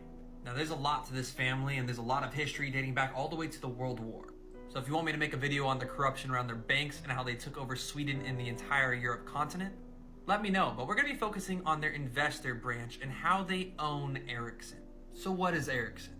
Ericsson is the leader in real-time changing with more than 184 implementations of managing more than 2.3 billion end users, people, worldwide.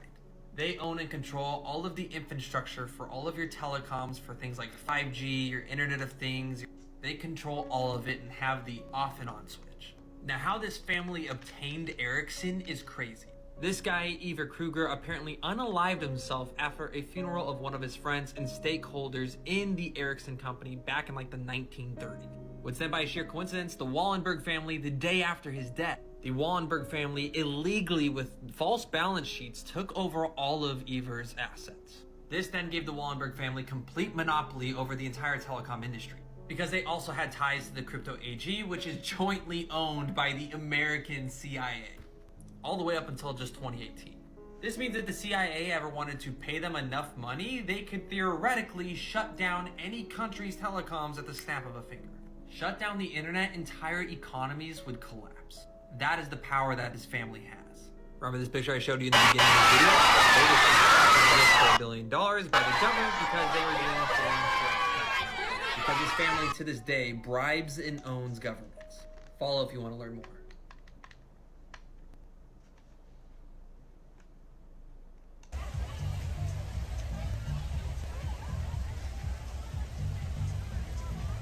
You know how everybody believes that BlackRock is the most corrupt company in the entire world? Well, what if I told you there are families with much darker secrets? Well, it's time I teach you about the Wallenberg family and how they shaped Sweden's economy, but more importantly, own companies like Ericsson, which controls all of the telecommunications across the globe, which you may have heard of. In 2009, a company called Ericsson came under U.S. pressure for selling telecom equipment to several oppressive governments, including Sudan, Syria, and Iran. Some of these regimes use those technologies to monitor and control their own people. During that time, Ericsson sponsored a speech by Bill Clinton, paying him $750,000, his highest paid speech. In April 2012, the Obama administration issued an executive order imposing sanctions on telecom sales to Iran and Syria, but those sanctions did not cover Ericsson's work in Iran. Yeah, like Trump or not, he spoke the truth about this shit, and everybody's been covering this up ever since. I mean, just let me know in the comments how many of you have even ever heard of Ericsson, let alone the Wallenberg family. Now, there's a lot to this family, and there's a lot of history dating back all the way to the World War. So if you want me to make a video on the corruption around their banks and how they took over Sweden and the entire Europe continent, let me know. But we're going to be focusing on their investor branch and how they own Ericsson. So what is Ericsson? Ericsson is the leader in real-time changing with more than 184 implementations of managing more than 2.3 billion end users, people, worldwide. They own and control all of the infrastructure for all of your telecoms for things like 5G, your Internet of Things. They control all of it and have the off and on switch. Now how this... What the fuck? Fucking plane! I want my motherfucking money. This is not the right house! This is not the right house! Oh shit! Where is he? Who are you looking for? Where is he? Who are you looking for? Get out here now. Who are you looking for? Where is he? Let's go. The cops will handle it. Let's go. Where is he? I have Who? on video. Who? Where is Your he? brother. Your brother. Over, Rodriguez with 3 inches. Underneath the right eye of Rodriguez, who now gets To the point that you can't go anymore. And then he starts to take over. We saw that. And T-City will... Up UFC, Rodriguez in green. Ortega opens up with the jab, he is in black. Rodriguez is very comfortable in the wizard. Great job by Ortega. Oh, beautiful front kick. Back to the center of the octagon, about 90 seconds to go. You drop that lock under the butt of Rodriguez in order to lift him and put him down. Trying to keep space. Has some success on the feet early. Another connection from Rodriguez, now a knee. Shoulder popped out. Oh, His shoulder popped out. no. His shoulder...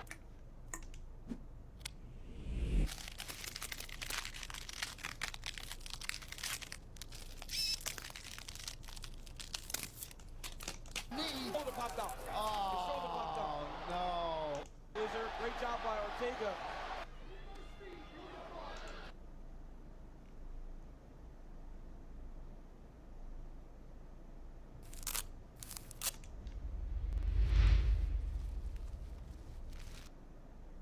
And I already called the police from my car to give you a ticket. And they're rolling down Monroe Street. So why are you parking ahead of your stop? No, why do you do it? I have 4 hard blockages. I have 5 hard... Where are you coming from? You don't answer questions. So Nan is asking me to show you guys the shopping centers here in Mexico, and they are insane. So here's my local mall. It's called Paseo Durango. We got Petco right there. It's huge. We got Applebee's, and we got a bunch of other places. And then there's a really nice 5-star hotel right there. Let's go inside. So right off the bat, here's the entrance. It is a 2-story, pretty high end here. We still have Radio Shack in Mexico. I love Radio Shack. They got PS5s. You can just come get what you want, guys. At Radio Shack in Mexico. And we even have a really nice Mexico, the sound you're about Mexico, to hear is the sound of an underwater implosion in the ocean. Now, this is in no way, shape, or form the Oh, Titan. no, I'm sorry. Once you listen to this sound, you'll